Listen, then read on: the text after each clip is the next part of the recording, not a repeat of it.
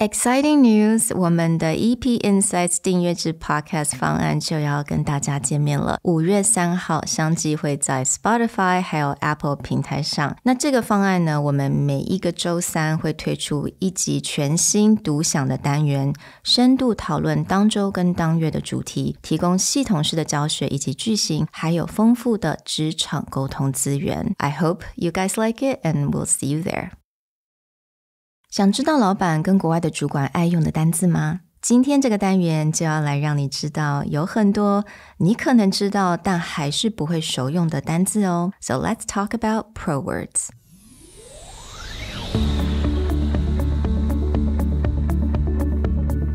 Hello, 欢迎来到 Executive Plus 主管与沟通力的 Podcast.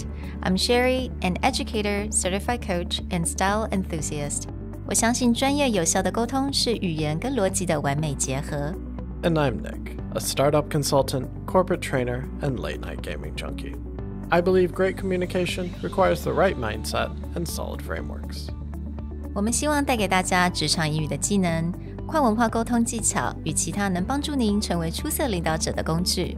Join us each week as we share our experience, research, and methodologies to take your communication and language skills from good to great.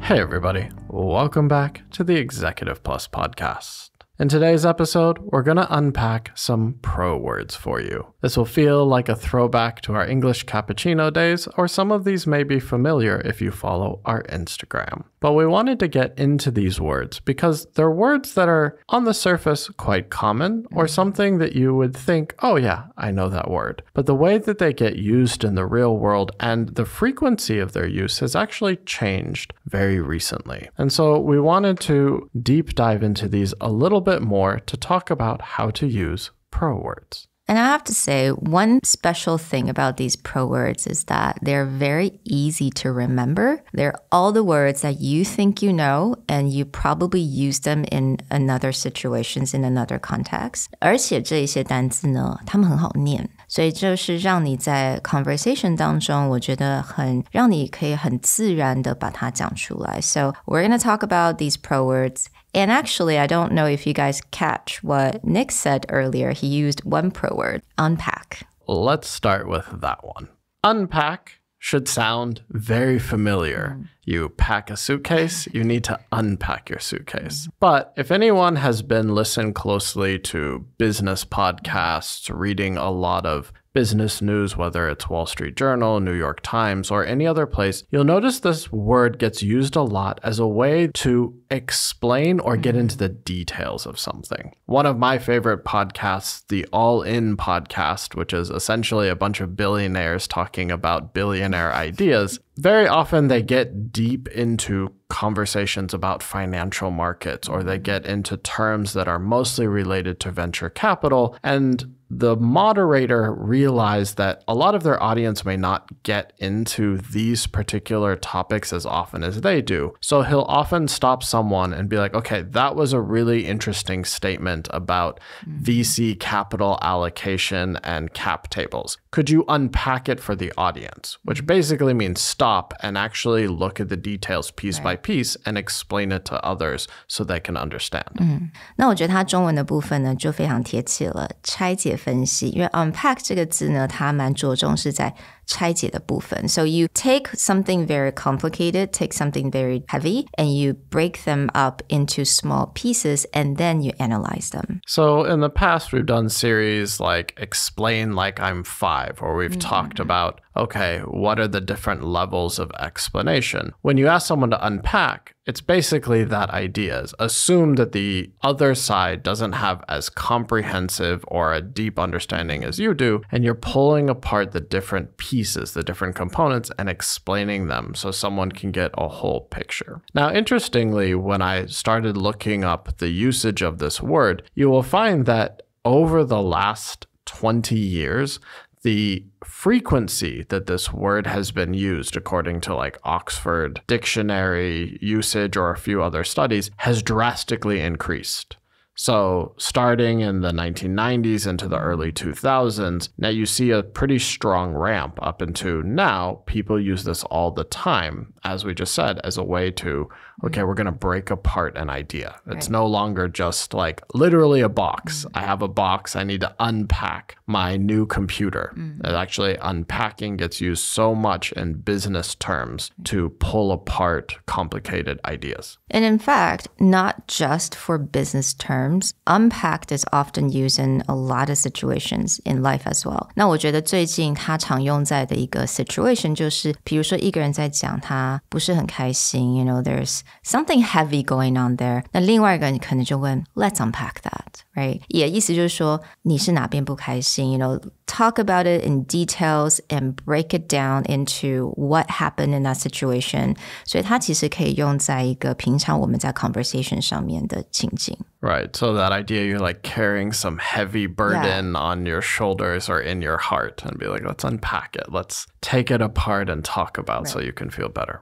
Now, the next one is similar to the word. Let's look at the word unlock. This is definitely a word I would say I see a lot in the crowdfunding platforms. You know, they unlock milestones, right? Whenever you hit a certain goal. Again, 中文解锁. Very straightforward. If you look at an Oxford dictionary, you're going to get that term to make something previously inaccessible available for use. So obviously you have things like lock and unlock a door. But as Sherry was saying, most businesses or a lot of platforms are using this as a term to mean that you have access to something after you hit a milestone. So if I said something like, hitting our next milestone will unlock the next round of VC funding. It's more about because I achieve a certain thing, new opportunities are accessible to me. We'll use this term unlock. Like, okay, I now have the right key to open this door. So anytime that you're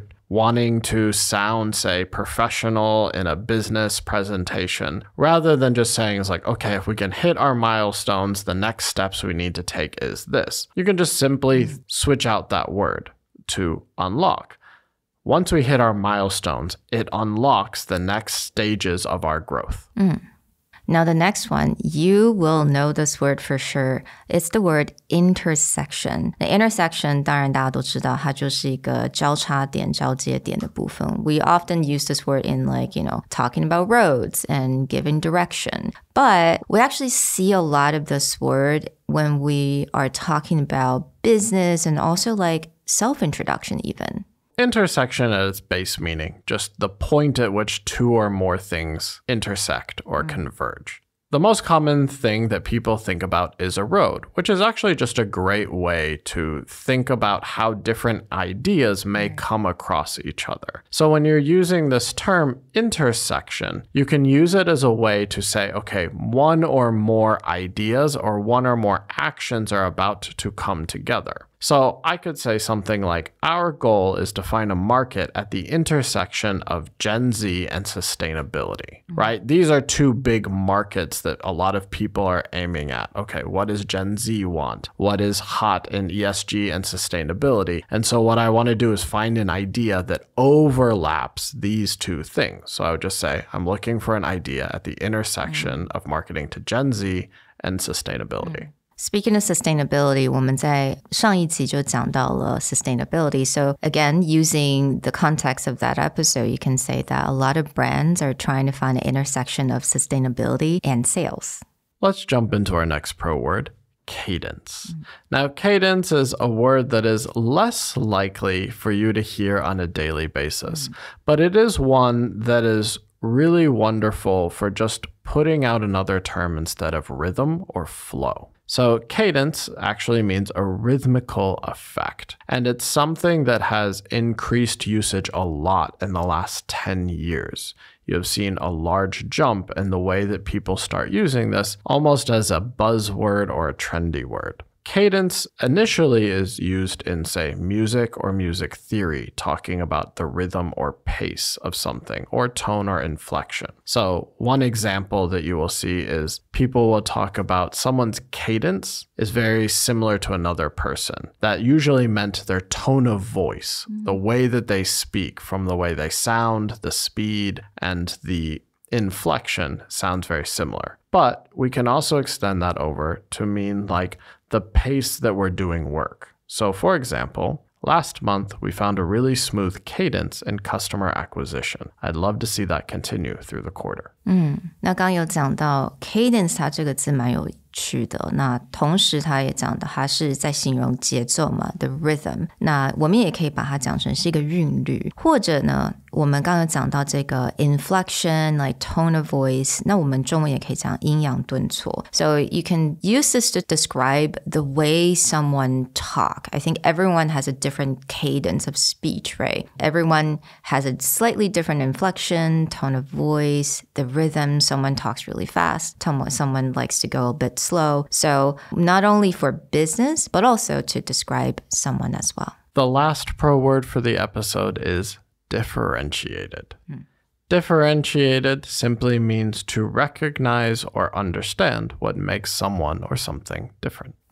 So differentiated 这个字呢，其实在我们的 business textbook 上面应该常看到 like product differentiation, you have to differentiate your brand from another brand, 你要让你的品牌有识别度。但是我觉得它困难的地方不是在这个字，因为大家看到这个字大概都知道它大概的意思，困难的地方在它的发音。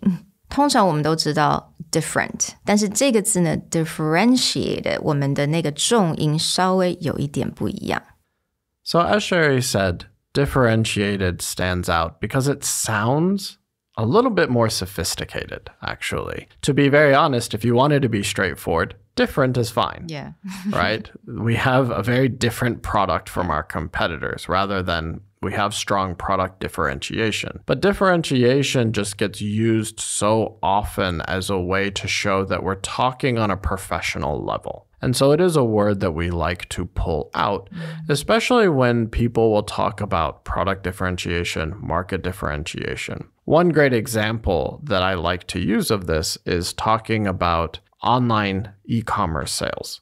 So for example, if I said Glossier's greatest differentiation wasn't its products, it was the clear understanding of how to do social media marketing to a younger generation.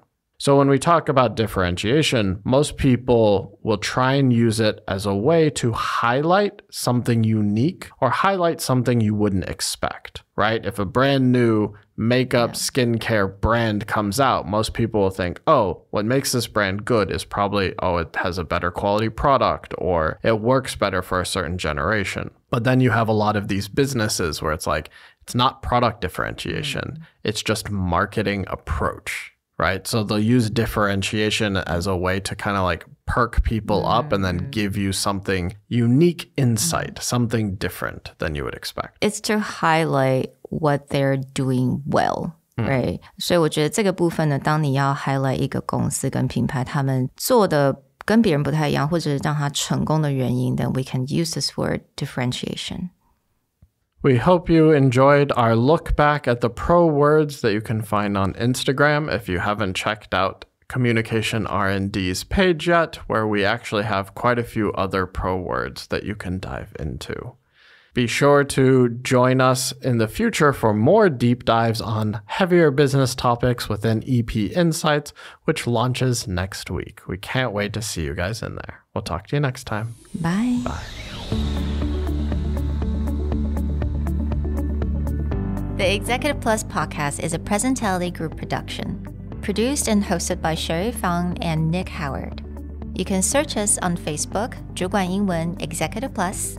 You can also find us on Instagram, Communication R&D, and email us at sherry@epstyleplus.com.